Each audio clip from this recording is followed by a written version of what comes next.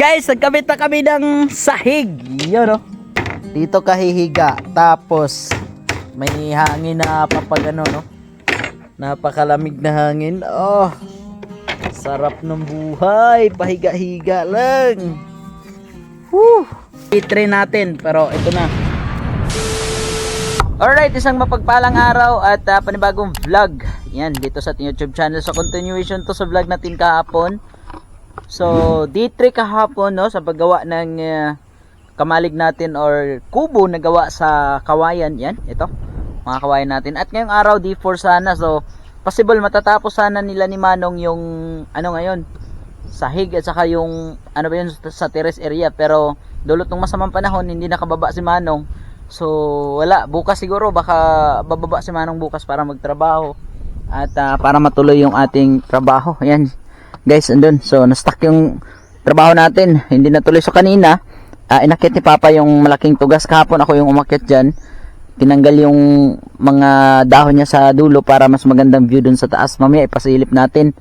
At andun si Papa sa taas nagtanim ng lubyo. Yung nyug. Alright. So, ayan. Nandito si Dodong.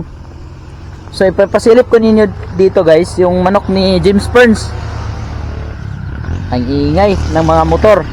Ano?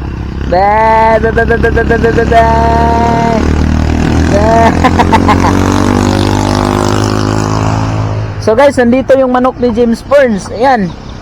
Hey, James Burns. Bigyan ko ng pagkain. Bigyan natin ng pagkain para makita nyo sa camera. Kunti lang.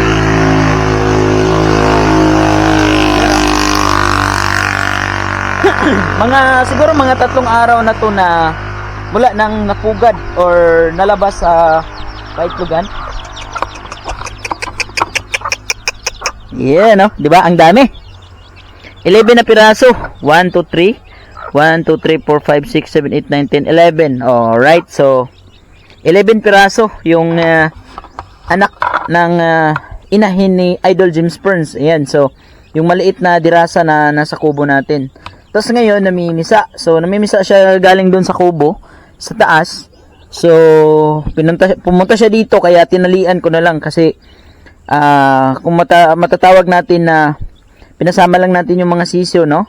At free range lang yung mga sisiyo. So, hindi tayo nag-breed ngayon. So, pinasama ko na lang sa ano lang para makauban lang. So, ang nangyari, inano ko, tinalian ko yung ina para hindi siya lumakad ng kung saan para masama yung mga sisiyo, baka madisgrasya. So mas okay na yung andito lang siya, kaya nakatali yung ina.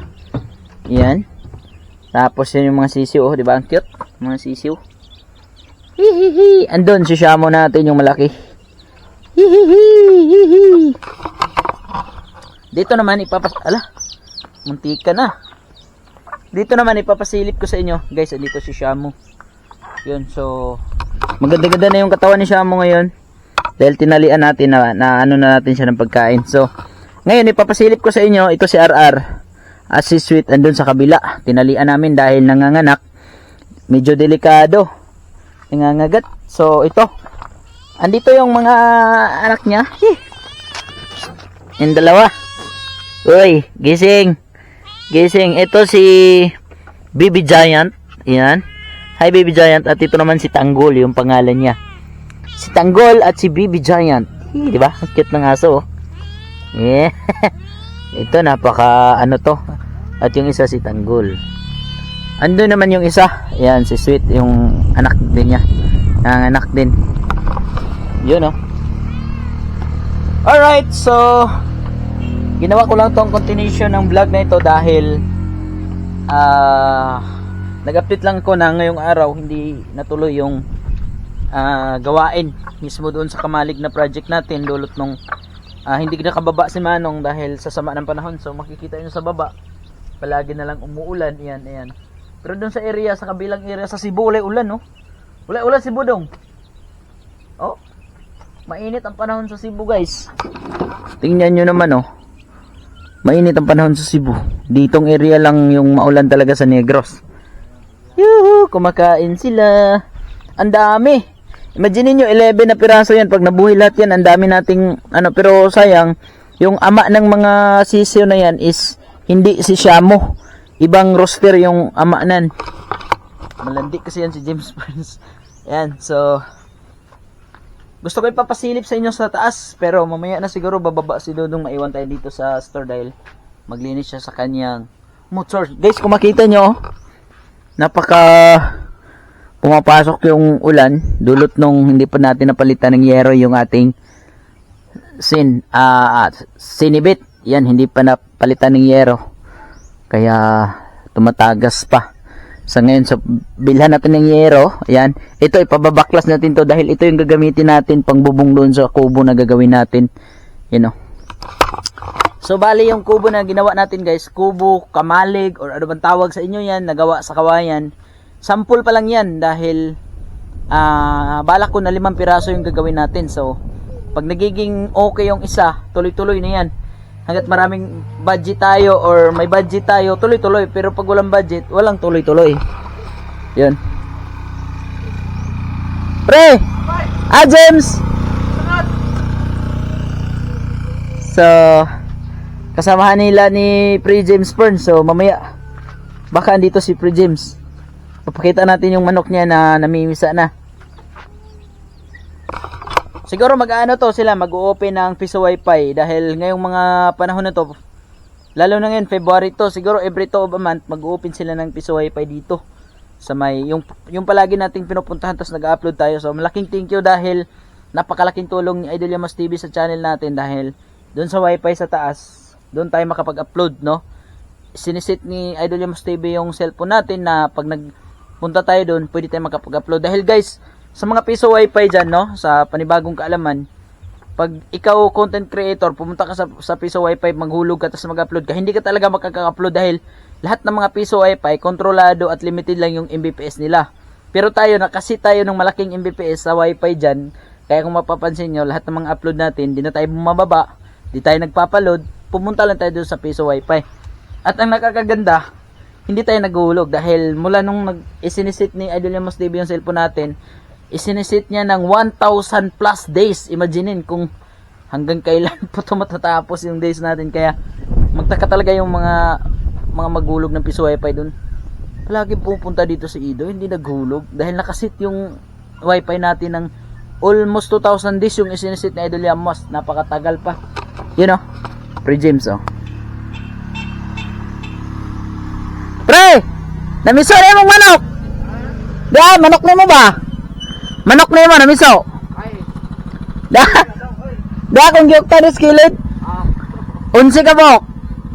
Mag-open mo? Mag-abre me. Pizza dos mandaron sa.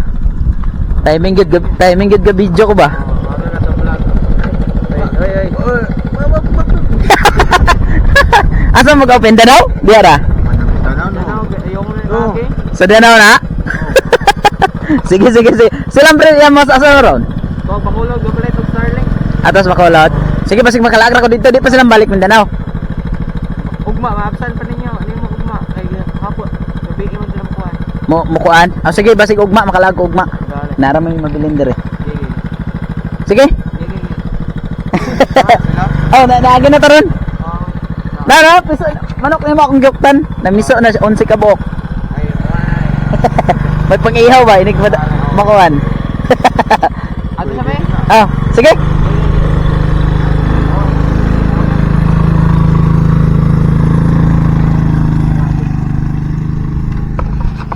So yun guys, magbubukas sila ng piso wifi.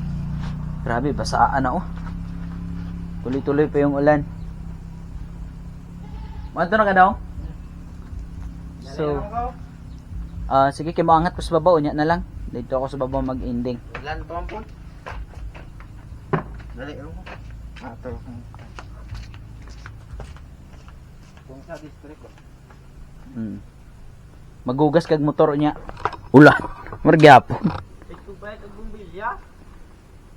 Ay okay. Yung motor niya guys, wala nang ano niyan. Wala nang ilaw pag sa gabi. Alright, mamaya aakit tayo sa taas para ipasilip natin yung area doon. Let's go. Dito tayo. i-on natin yung ano, lights, camera action. Ay, hindi pa po. Mamaya na lang. Grabe oh, umuulan na naman yung panahon. Pero maulan ngayon, pero may nagsusunog dun sa kampo. Grabe, napakatibay. Yan, umuulan talaga ang panahon, guys. Oy, baka naman. Oy, guys, baka naman no. Sa mga baguhan na patuloy na sumusuporta sa atin. Baka naman pwede nating i-share yung video natin dahil sa ngayon napakaliit talaga ng mga views natin, no. Kung maaari, ikakatukin ko yung mga puso nyo para makapasok tayo. At guys, 4 na buwan na nagdaan at nitong buwan, pang-4 ngayong buwan, pang-4, wala tayong sinahod sa YouTube. Dulot nung napakaliit talaga ng mga views natin sa isang sa isang buwan. May papasok lang na $7, $5, at least meron. Okay, pero ganun naman talaga pag sa content creator ka, YouTuber ka. Pag hindi umabot ng $100, hindi ka talaga makakasahod sa isang buwan. Ayan, unless na lang kung may video tayong mag-viral. Dahil pag may nag-video tayong nag-viral, so automatic sa isang buwan, makakasahod ka talaga. Ganun katindi pag content creator. Akala nila content creator. Pero hindi talaga madali, guys. Pero alam naman natin na walang mangyayari kung di natin sipagan. Kaya kung maaari at nakikita nyo ngayon, araw-araw talaga akong nag-vlog. Ayan, araw-araw talaga akong nag-upload ng mga video dahil hinahabol talaga natin yung oras, yung panahon. Dahil hindi na pwede natin may babalik yung mga oras na masayang natin. Subscribe. Diba? Oy, salamat nga pala sa lahat ng mga nanood ng ating vlog, sa mga nakaraan nating mga video. Ayan, sa mga papaunti nating mga views, at least may mga nanonood sa atin. Thank you, thank you, thank you, thank you, thank you. Yun. So, yan na.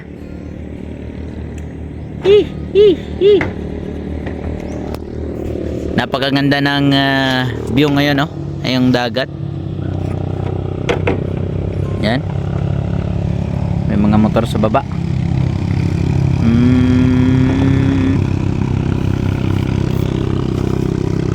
Yun, oh.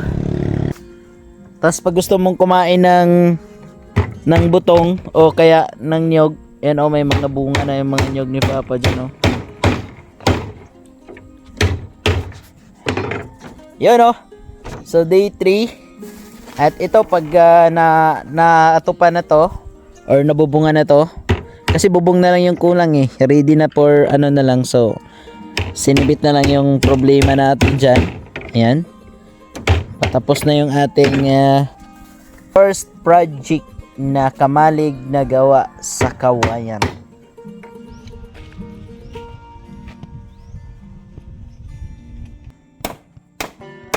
D3. Yun.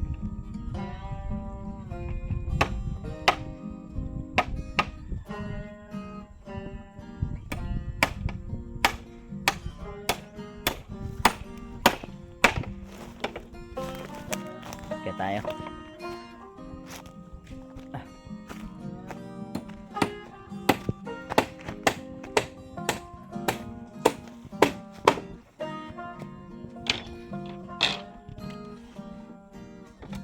So yan. Yan yung terrace, guys. Yun, no. Imagine nyo naman, nagkakape kayo, tas ganyan kaganda yung view, yung makikita nyo sa umaga. Tanaw mo yung buong baba. Ayan.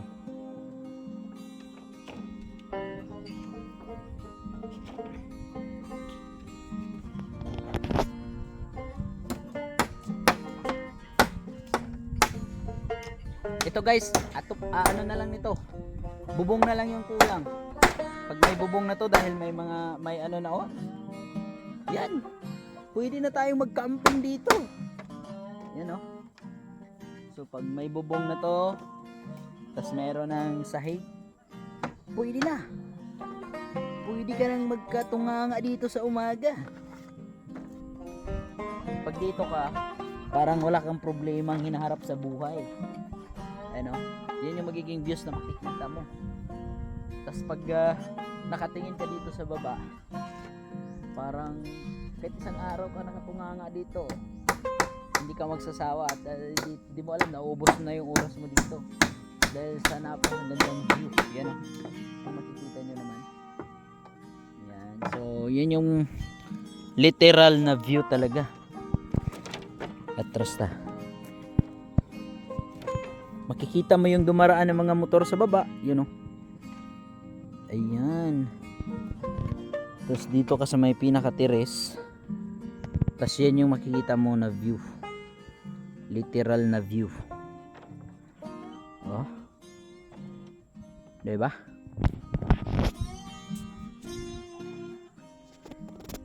Dito ka tas nakakapi-kapi ka oh. Yan. Parang wala kang problema sa buhay. Yun oh. Ito yung literal na tinatawag na stress free. Kasi pag nandito ka, wala kang ibang iniisip kundi relax. Relax.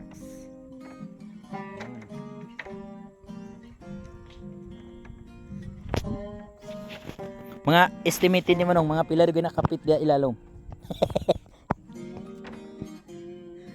Dia slalom. Size. Lalom jud. 6 feet guys. Hawak tayo ng mabuti. 6 feet. Yan, estimated mga 6 feet lalim mo, no?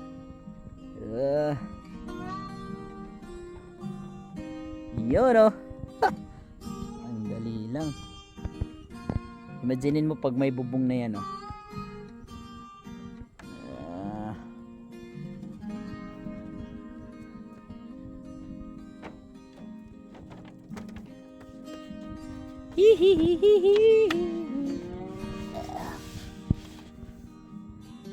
Yun. Grabe, ang ganda ng view. Wow.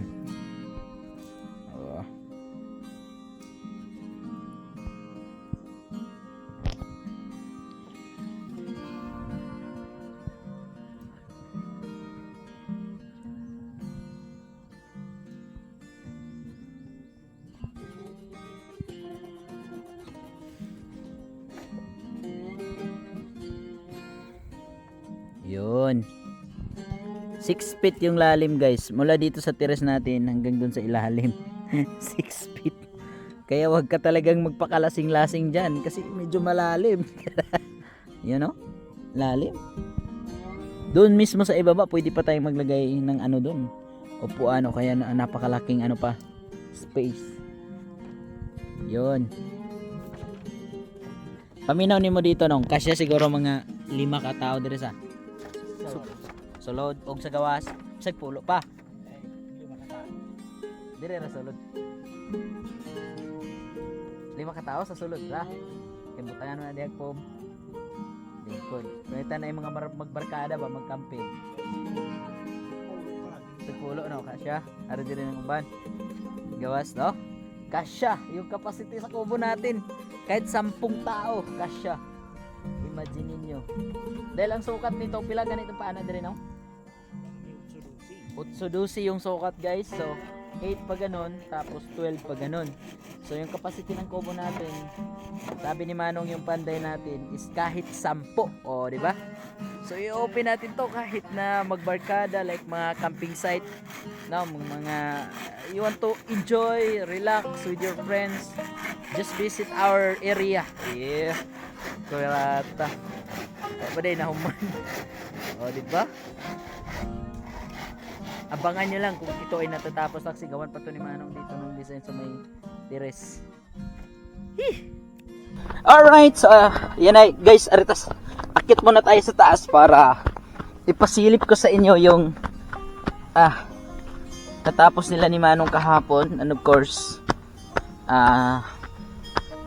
bukas na naman, no? Panibagong video na naman, panibagong araw. So sana mawala na tong ulan para makababa na si Manong bukas. Yun o. Tingnan nyo yung kahoy. Ayan. So, kanina, tinanggal ni Papa yung mga dahon-dahon sa dulo. Dahil, doon mismo sa view na pinagawa natin, babanda yung ano dyan. Yung paningin natin. So, doon sa baba o. Guys, paki-comment nyo nga yung ano yung liter ng kalsada. Ayan. Kasi may pag ganun siya eh. Ayan, tapos may ganun, tapos may ganun. So, doon mismo sa pinakadulo, letter S. Yung dito parang square root. Yung sa math. Ayan, kung sa tingin nyo ano kaya yan, paki-comment down below. Wala. Dito tayo sa baba. I mean sa taas pala. Hingal-hingal tayo. Di pa natin na-develop yung mismong semento ng ating daan. Kahapon may umakyat dito. Nagja-jogging sila dito. Kasi maganda yung panahon kahapon. Pero ngayon maulan. So yun na. Yun. Yan na.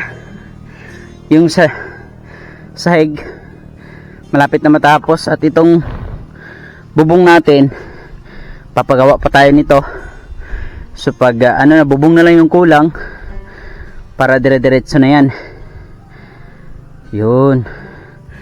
So kung makikita nyo, napakaganda sa paningin dahil tinanggalan ni Papa ng mga dahon, yung kahoy. Yan o. So pasok tayo dito. Yun. So yung pinaka view niya guys, oh. 'Di ba? So halos kalahati na yung natapos. Yan. So konti na lang. Syempre pasok tayo. Iwan natin yung ating tsinelas. So, 'di ba? Ganda, 'di ba?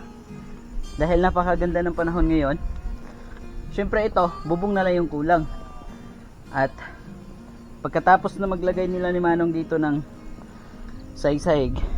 Okay, pag natapos na tong sahig, ito naman, itong banda, papatakpan natin to dito.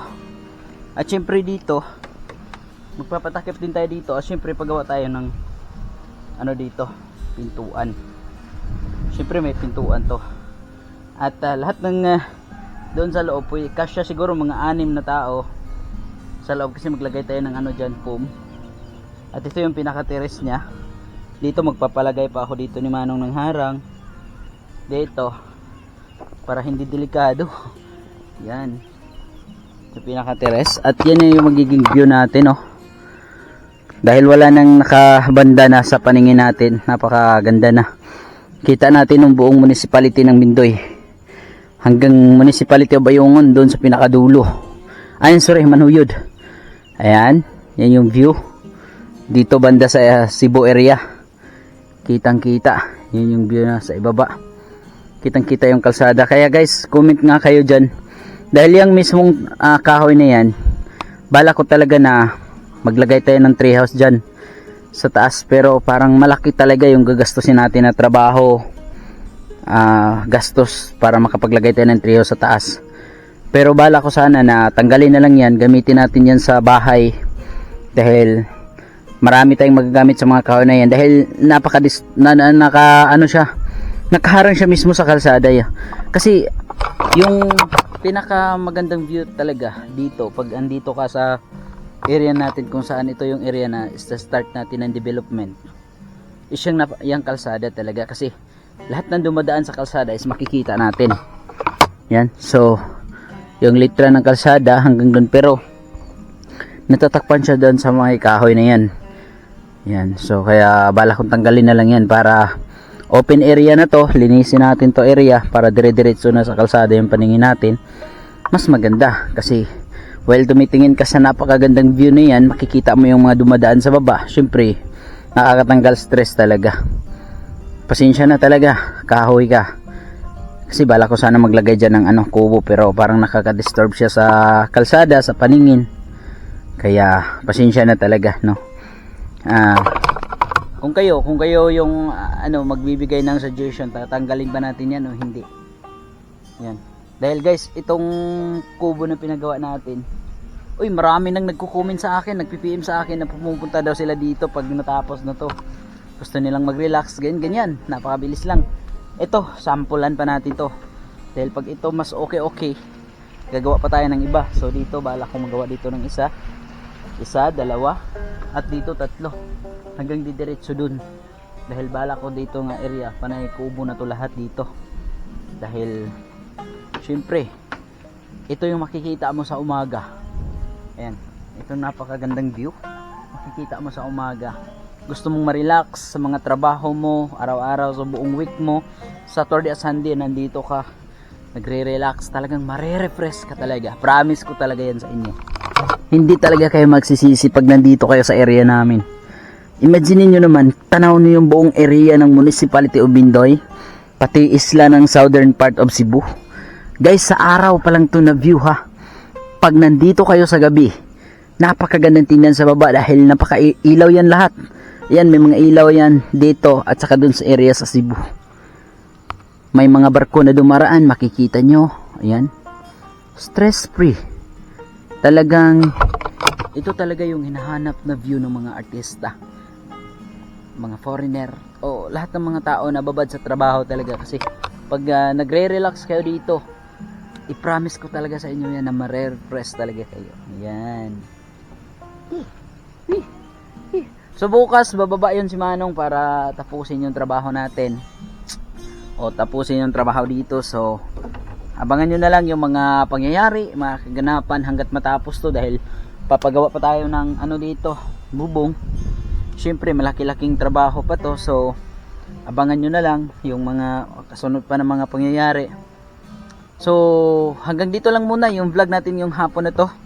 So maraming thank you sa patuloy na panonood. At sa mga baguhan pa na mga subscribers natin bagong napasok sa ating YouTube channel, paki-subscribe na lang and don't forget to like, share and subscribe sa video natin. At para sa mga susunod pa natin na mga video na makikita nyo abang-abangan, click the notification bell. Hanggang dito na lang, mag-ingat tayong lahat sa matayong sulok ng mundo, labas ng bansa o sa loob, mga OFW natin, ang mga kapatid natin na sa ibang bansa. Mag-ingat po tayong lahat. Hanggang dito na lang. I love you all. I love you all. I love you all. Subscribe.